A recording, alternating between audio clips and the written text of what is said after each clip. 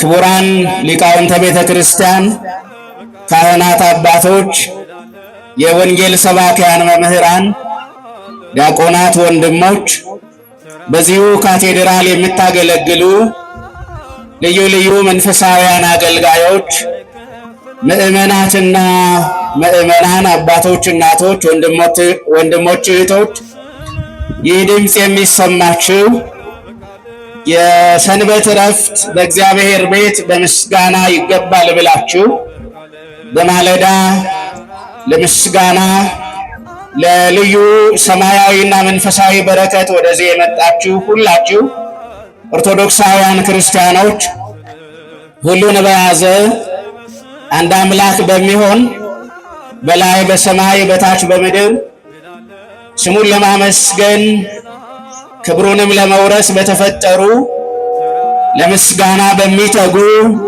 በሰማያውያን ቅዱሳን መላእክት በምድራውያን ደቂቀ አዳም በሚመሰገን በልዑል እግዚአብሔር ፍጹም ሰላም እንደምን አደራችሁ? እንደምን አደራችሁ? እንደምን አረፈዳችሁ? ምስጋናችንን የተቀበለን ጸሎታችንንና ልመናችንን ሁሉ የሰማን በዚህ የምህረት አደባባይ ለምስጋና የሚሆንና የሚገባን የተወደደ ጊዜን የሰጠን የቅዱሳን አምላክ አምላካችን ልዑል እግዚአብሔር የሌሊቱን ግርማ ገፎ በማለዳ ብርሃን እንድንመላለስ ስለረዳን ቸርነቱንና ምህረቱን ስላበዛልን ገናናና ቅዱስ የሆነ ስሙ ዛሬም ዘወትርም ለዘላለም የተመሰገነ ይሁን። ወርሃዊውን የቅዱስ ሚካኤልን የመታሰቢያ በዓል ለማክበር እንድንችል ዓመታዊውን የጻድቁን የዋልድባውን መናኝ የአቡነ ሳሙኤልንም መታሰቢያ በዓል ለማክበር እንድንችል በዚህ ቀን ቤተ ክርስቲያን የምታስባቸው የቅዱሳንን ሁሉ መታሰቢያቸውን ለማድረግ በጸሎታቸው፣ በበረከታቸው፣ በአማላጅነታቸው ተስፋ ለማድረግ ብለን በዚህ ተሰብስበናልና በተሰበሰብንበት በምህረቱ አደባባይ እነዚህን ቅዱሳን ሁሉ ለማሰብ እንድንችል ዘመንን፣ ጊዜን፣ ዕድሜን፣ ሁኔታን የጨመረልን በሰማያዊ በረከት የባረከን የቅዱሳን አምላካችን እግዚአብሔር በድጋሜ ስሙ የተመሰገነ ይሁን። እንኳን አደረሳችሁ፣ እንኳን ለዚህ ቀን በቃችሁ። የትምህርታችን ኃይለ ቃል ኢየሱስን አግኝተነዋል የሚል ይሆናል። ኢየሱስን ምን ብለነዋል? አግኝተነዋል። ይህ ኃይለ ቃል በዚህ ቀን ቤተ ክርስቲያን ወንጌል ገልጣ አንብባ ተርጉማና መስጥራ ለምእመናን እንድታስተምር የቀደሙ አባቶቻችን ያዘጋጁልን የትምህርት ርዕስ ነው። ስለዚህ የምንማረው በዚህ ኃይለ ቃል ነው። አብዛኞቻችሁ እንደምታውቁት ኦርቶዶክሳዊቷ ቤተ ክርስቲያናችን እያንዳንዱን ሰንበት ልዩና መንፈሳዊ ትርጉም ባለው ሥርዓት ታከብራለች። በተለይም በዚህ የነቢያት ጾምን በምናስብበት ወደ ጌታችን ወደ መድኃኒታችን ወደ ኢየሱስ ክርስቶስ የልደቱ ብርሃን በምንጠጋበትና በምንቃረብበት ሰሞን ውስጥ እያንዳንዱ ሰንበት ከዛሬ ጀምሮ ልዩ ትርጉም ይሰጠዋል። ስለዚህ የዛሬው ሰንበት በሊቃውንቱ በመምህራኑ ስያሜ በቤተ ክርስቲያን ስያሜ መሰረት ስብከት እየተባለ ይጠራል።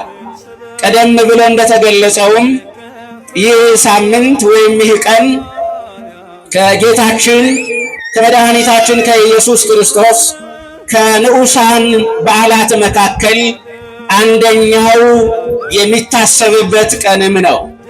ስለዚህ የወንጌሉ ትምህርትና መልእክትን መሰረት የሚያደርገው የኛውን ሰንበትና የኛውን ጉዳይ ስለሆነ የተነሳውበት ኃይለ ቃል በቅዳሴ መሃል የተነበበ አሁን እንድንማረው የተዘጋጀ ነውና አምላካችን እግዚአብሔር ኢየሱስን አግኝተነዋል በሚለው ኃይለ ቃል ማግኘት የሚገባንንና ለማግኘትም የሚያስፈልገንን ነገር እንዲሰጠን በድጋሜ ቸርነቱ ይርዳን።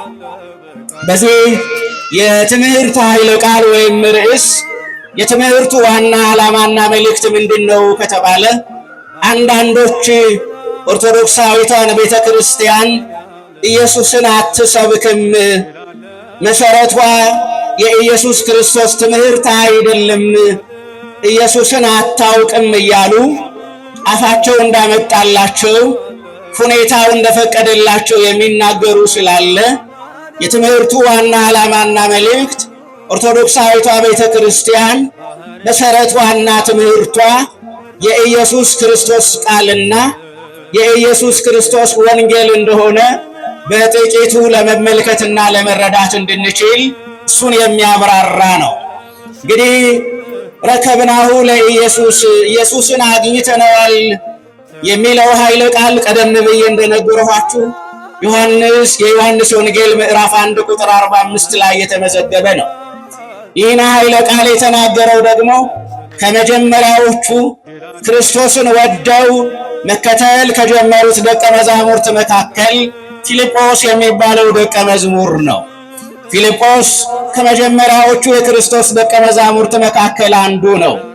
እንድርያስና ቅዱስ ጴጥሮስ ባደጉባት ቤተሳይዳ በምትባለዋ በገሊላ አውራጃ ከሚገኙ አውራጃዎች መካከል አንዷ በሆነችው በቤተሳይዳ ተወልዶ ያደገ እናም በቤተሳይዳ በሚኖርበት ጊዜ እንድርያስና ቅዱስ ጴጥሮስ መጀመሪያ ኢየሱስ ክርስቶስን መከተል ጀምረው ከዛ በኋላ ጓደኞቹና ወዳጆቹ ስለነበረ ስለ ኢየሱስ ክርስቶስ ሰማና ከዛ በኋላ እንድርያስን ጴጥሮስን ተከትሎ ወደ ክርስቶስ መጣ። ከዛም ኢየሱስ ክርስቶስ በዋለበት ዋለ፣ ባደረበት አደረ። የቃሉን ትምህርት የእጁን ታምራት ሰማ፣ ተመለከተ። መሲህ እንደሆነ ተረዳ። እግዚአብሔር ከሰማይ ሰውን ሊጎበኝ እንደወደደ አወቀ።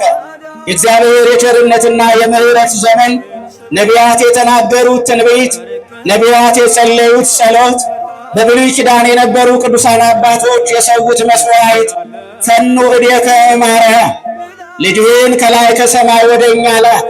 ሞት በላያችን ላይ ሰልጥኗል። ዲያብሎስ በላያችን ላይ አለቃ ሆኗል። በጨለማ ውስጥ ተጥለናል። ኃጢአት መዋያና ማደሪያ አድርጎናል። ክፋት በልባችን ላይ ነግሷልና እባክህን ከኃጢአት የሚያድን ከሞት የሚያስመልጥ ከጨለማ የሚያወጣ የዲያብሎስን ስልጣን የሚሽር የሲኦልን በር የሚዘጋ ሰውን ሁሉ የሚወድና የሚያድን ልጅህን ከላይ ከሰማይ ወደኛ ላክ እያሉ ነቢያት የጸለዩት ጸሎት እና የተናገሩት ትንቢት የሰዉት መስዋዕት ዘመኑ የሚፈጸምበት ጊዜ እንደሆነ አውቆ ኢየሱስ ክርስቶስን መከተል ጀመረ። ከዛም እንደገና ወደ ጓደኛ ወደ ናትናኤል ሄደና ይኸው ፊልጶስ እንዲህ የሚለውን ቃል ወይም ርዕስ ያደረግንበትን የተነሳንበትን ኃይለ ቃል ነገረው። እነሆ ሙሴ በሕግ ስለሱ የጻፈለት፣ ነቢያት በትንቢት ስለሱ የተናገሩለት የናዝሬቱን ኢየሱስን ምን ብለነዋል አለ? አግኝተነዋል ብሎ ነገረው። እንግዲህ የተወደዳችሁ ክርስቲያኖች የመጽሐፉ የትምህርታችን የመንደርደሪያ ኃይለ ቃል ሐሳብ ይህንን ይመስላል። ነገር ግን የትምህርታችን መልእክት የሚሆነው ግን አዎ ዛሬ እኛ ኦርቶዶክሳውያን ክርስቲያኖች ኢየሱስ ክርስቶስን መስበክና ማስተማር ከጀመርን፣ በመስቀሉ ኃይል ማመን ከጀመርን፣ በደሙ ከኃጢአታችን ነፃ መውጣታችንን መናገር ከጀመር እጅግ ብዙ ዘመናትን አስቆጥረናል። አዎ ቤተ ክርስቲያን የቅዱስ ያሬድን አንደበትና ልሳን መሰረት አድርጋ ወልዶ መድህነ ንሰብክ አዳኝ የሆነውን መድኃኒት የሆነውን ሕይወት የሰጠንን በደሙ ከኃጢአታችን ያጠበንንና ያጠራንን ወድቆ ያነሳንን ሞቶ ያዳነንን እጆቹን ዘርግቶ እጃችንን ለምስጋና ለጭብጨባ እንዲሆን ያደረገውን ክርስቶስን እንሰብካለን ትላለች ቤተ ክርስቲያን። ማንን እንሰብካለን? አዳኝ የሆነውን መድኃኒት የሆነውን ስሙ ኢየሱስ ተብሎ የተጠራውን መሲህ የሆነውን የእግዚአብሔር አብ የባሕርይ ልጅ የድንግል ማርያም ልጅ የሆነውን ኢየሱስ ክርስቶስን ምን እንላለን? እንሰብካለን። እና ቅዱስ ያሬድ ወልዶ መድኅነ እንሰብክ ዘእምቅድመ ዓለም ሰማይና ምድር ሳይፈጠሩ በሰማይና በምድር ያለው ሁሉ ሳይታይና ሳይገለጥ ከቀዳማዊ ከአብ ባህሪ ዘእም ባህሪ አካል ዘእም አካል የተወለደ ቀዳማዊ ልጅ ኢየሱስ ክርስቶስን እንሰብካለን ይላል። ከዛ ኢየሱስ ክርስቶስ ማን ነው ትሉኝ እንደሆነ አክሊለ ሰማዕት የሰማዕታት አክሊላቸው የሰማዕታት ዘውዳቸው በስሙ ለሚሞቱ በስሙ ለታመኑ ስሙን ለሚጠሩ ስሙን ለሚያከብሩ ሁሉ ዘውዳቸው ኢየሱስ ክርስቶስ ነው ይላል። ሰያሜ ካህናት ካህናትን ለአገልግሎት የሚሾማቸው ካህናትን ለክብር የሚያበቃቸው በጸጋ የሚጎበኛቸው በክህነት ኃይልና በክህነት ስልጣን ከፍ ከፍ የሚያደርጋቸው እርሱ አዳኝ የሆነው መድኃኒት የሆነው ኢየሱስ ክርስቶስ ነው ብሎ ይጨምራል። ተስፋ መነኮሳት በስሙ ለመነኑ በገዳማት ላሉ በዋሻ ውስጥ ለተደበቁ ድምፀ አራዊት ግርማ ሌሊት ለማያስፈራቸው ድምፀ አራዊቱን ግርማ ሌሊቱን ታግሰው ቅዱስ ቅዱስ እያሉ ስሙን ለሚያመሰግኑት ለመነኮሳት ተስፋቸው አንተ ነህ ይላል። ዛሬ ከመነኮሳት ኢየሱስ ክርስቶስ ተስፋ ከሆናቸው መካከል አንዱ ቅድም እንዳለዋችሁ ጻድቁ አባ ሳሙኤል ይታሰባሉ። አባ ሳሙኤል የጌታችን የመድኃኒታችን የኢየሱስ ክርስቶስን የወንጌል ቃል ሰሙ። ከዛ በሰሙት የወንጌል ቃል አመኑ። ከኃጢአት ነፃ ለመሆን እግዚአብሔርን ፈጽሞ ለማመስገንና ለማገልገል ጉዞ ጀመሩ። እናም ምንም እንኳን ክቡራን ከሆኑ ዘመዶቻቸው የሚጎድላቸውና የሚያጡት ነገር ከሌለ ከቤተሰቦቻቸው የተወለዱ ቢሆንም ይህ ዓለም በሀብትና በብልጽግና ቢሞላ በዚህ ምድር ላይ በብዙ ነገር ደስ ቢለኝ ዘላለማዊና ሰማያዊ ሕይወትንና ርስትን ካጣሁ ምን ይጠቅመኛል ብለው የምናኔ ጉዞን ጀመሩ። ያንን የምናኔ ጉዟቸውን ከአንድ ቦታ ወደ አንድ ቦታ ከአንድ ዋሻ ወደ ሌላ ዋሻ እግዚአብሔርን በጸሎት እየጠየቁ እጃቸውን ወደ እግዚአብሔር ወደ ሰማይ አምላክ እያነሱ ጀመሩ። በዚህም ጊዜ እግዚአብሔር ከፍ ከፍ አደረጋቸው። መልአኩን ቅዱስ ሚካኤል ልኮ አጽናናቸው። በበረሃ ውስጥ ሳሉ ጎበኛቸው። የሚበሉት እንጀራ ሰጣቸው።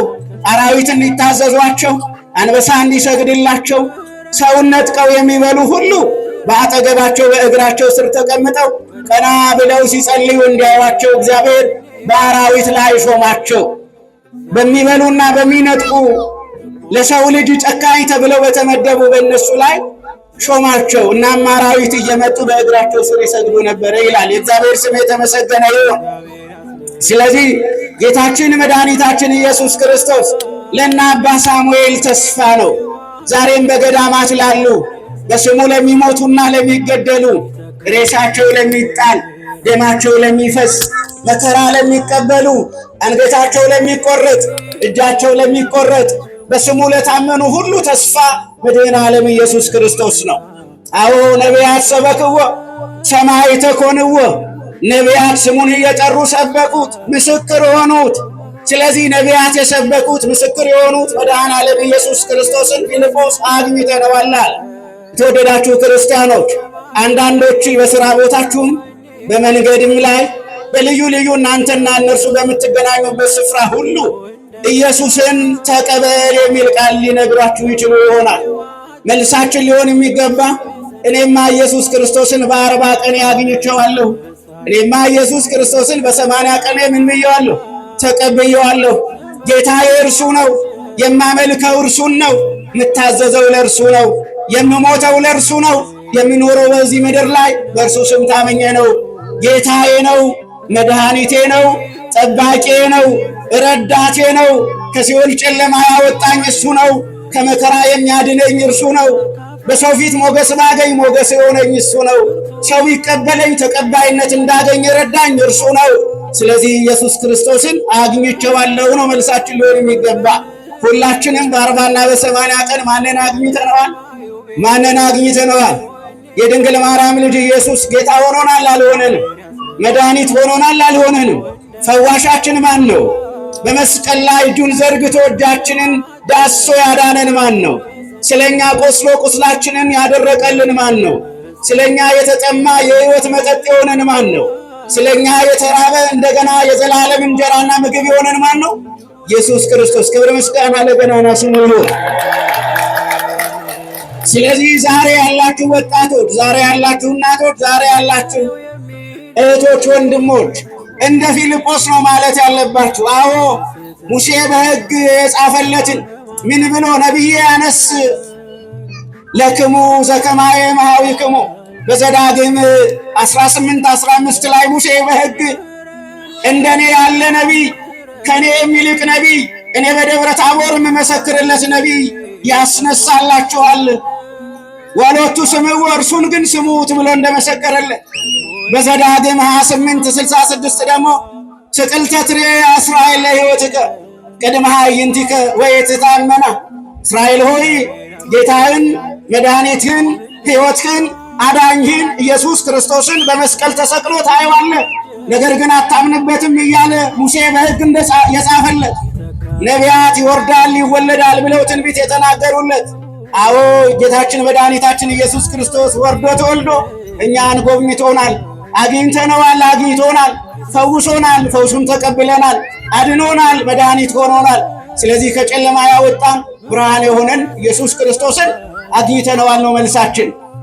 ስለዚህ አንዳንዱ መጥቶ ዝም ብሎ ኢየሱስን ተቀበል ሲል ግራ የተጋባ ሰው ስለሆነ እኔማ ኢየሱስ ክርስቶስን ካገኘሁት ቆይቻለሁ፣ ኢየሱስ ክርስቶስን መስበክ የጀመረችው የቤተ ክርስቲያን ልጅ ነኝ፣ ወንጌል ገልጣ ያስተማረች እቺ ቤተ ክርስቲያን ናት። በዚህ ምድር ላይ ወንጌል ገልጣ ያስተማረች እቺ ምድር ናት። አሕዛብን ተከራክራ ተሟግታ በክርስትና ጸንታ የተገኘች እቺ ቤተ ክርስቲያን ናት።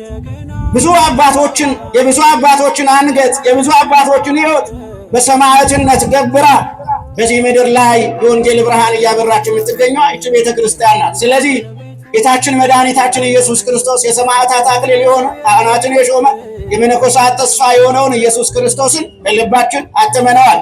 እርሱ ጌታችን ነው፣ እርሱ መድኃኒታችን ነው፣ እርሱ ንጉሳችን ነው፣ እርሱ ሞገሳችን ነው። እሱ ያጣነውን ነገር ይሰጠናል፣ እሱ ብንታመም ይፈውሰናል። የሚፈውሰን መድኃኒታችን ኢየሱስ ክርስቶስ ለብርሃነ ልደቱ እንዲያደርሰን የእሱ መልካም ፈቃድ ይሁን። መነሻ የነበረው ኢየሱስን ምን ብለነዋል ነው? ኢየሱስን ምን ብለነዋል? ለስሙ የምንዘምር ኢየሱስን ምን ስላልነው ነው? መስቀል በአንገታችን ላይ የምናስረው ኢየሱስን ምን ስላልነው ነው? ምን ስላልነው ነው? ስጋውንና ደሙን የምንቀበልና ምንበላ ማንን ስላገኘን ነው?